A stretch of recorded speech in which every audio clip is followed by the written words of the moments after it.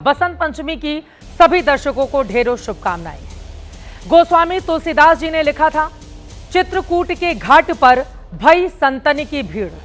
लेकिन मौजूदा संदर्भ में इसे स्वामी अविमुक्तेश्वरानंद मामले में भई संतों में भिड़ंत अब कहा जाने लगा है, क्योंकि 18 जनवरी को मौनी अमावस्या के दिन स्नान को लेकर जो विवाद शुरू हुआ, आज वो 6वें दिन भी बदस्तूर जारी है। शंकराचार्य अविमुक्तेश्वरानंद ने माघ मेले में और उसके बाद बसंत पंचमी का भी स्नान आज नहीं किया है।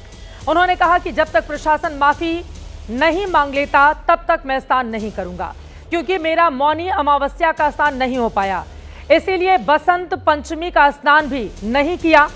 लगातार आज 6ठे दिन भी स्वामी अविमुक्तेश्वरानंद धरने पर बैठे हुए हैं। इन सब के बीच आज उनकी तबीयत भी खराब होने की खबर सामने आई।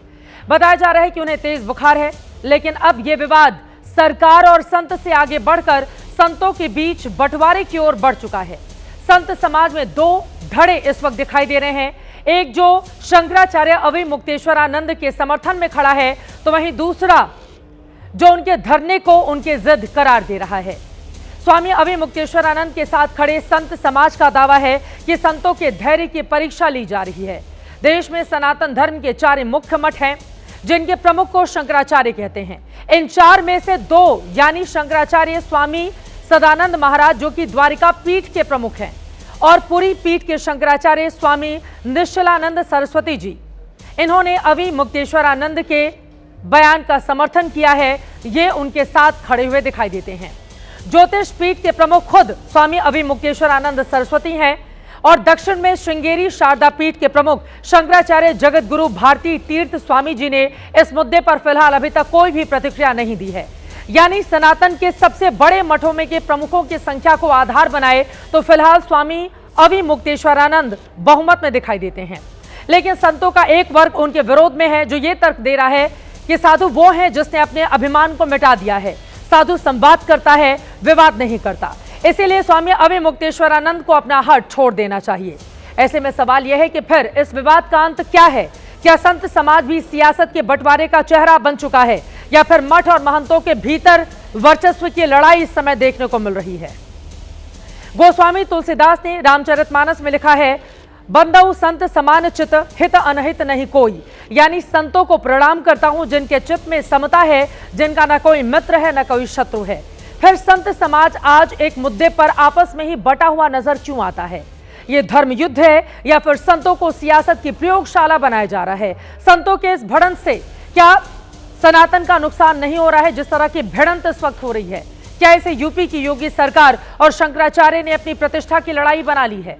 शंकराचार्य का मामला सुप्रीम कोर्ट में है, उसके पहले क्या प्रयागराज प्रशासन को यह अधिकार है कि वो शंकराचार्य से उनके अस्तित्व को लेकर, पदवी को लेकर कागज मांगे? आज महादंगल में धर्म क्षेत्र को कुरुक्षेत्र में बदल रहे इसी विवाद की वजह तलाशेंगे, लेकिन पहले इस मुद्दे पर संत समाज के भीतर हो रहे धर्म युद्ध को देखिए। उनका कहना है कि उन्हें जबरदस्ती ले जाया जा रहा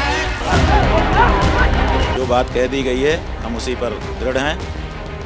विचार बदलने का कोई प्रश्न नहीं है। सनातन का चोला पहन के विवाद के साथ खड़ा कर रहा है, तो निश्चित वो कहीं ना कहीं से और उसका सॉफ्टवेयर अपडेट हो रहा है। संतों के साथ जो मारपीट हुई, ब्रह्मचारियों के चोटी पकड़े गए, ये सब बिल्कुल गलत। अन्याय उनके साथ नहीं हुआ, उन्होंने अन्याय किया। नियम यह है कि गंगा तक रथ से नहीं जाया जाता। शंकराचार्य जी को स्नान करने से रोका गया। ये सत्ता हमेशा नहीं रहती है, कभी अपनी सत्ता का दुरुपयोग नहीं करना चाहिए। घटिया राजनीति को धर्म में मत घुसेड़िए, नहीं तो तीर्थराज प्रयाग देख रहे हैं। गलती तो की है, चोटी पकड़ के अपमानित किया है ब्राह्मणों को, साधुओं को। तो प्रशासन माफ़ी क्यों नहीं मांग ले रही है? माफ़ी मांगने में इतनी देर क्यों? संत तो दयावान होते हैं, तुरंत क्षमा कर देंगे। मुख्यमंत्री जी को गाली दें, जब भी कोई स्नातन का काज होगा आप वहाँ विरोध करेंगे। आपने कहा राम मंदिर क्यों बन रहा है? कहाँ तक उचित है? संत समाज इसको बर्दाश्त नहीं करता है। मैं इनकी निंदा करता हूँ। माथे पे तिलक हो, जिसके सर पे शिखा हो और जिसने भगवा धारण कर रखा हो, उस प्रशासन को ये भी समझना है कि हमें उन्हें आदर से, अपनी कोई बात रखनी है हम लोग आदर से रख सकते हैं, लेकिन जिस तरीके से मारपीट वो ठीक नहीं। साधु इस बात का जिसने अहंकार करे, साधु तो बनता ही वो है जिसने अपने अभिमान को मिटा दिया। कालनेमी कौन था तो राक्षस, और साधु बन के बैठा था।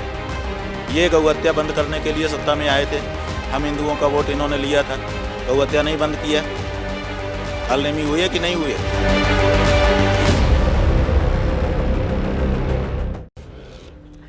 विवाद का पटाक्षेप कैसे होगा, कौन पहले अपनी हार स्वीकार करेगा और क्या ईगो की लड़ाई यहां पर बन चुका है। एक तरफ शंकराचार्य है तो दूसरी तरफ यूपी की योगी सरकार है।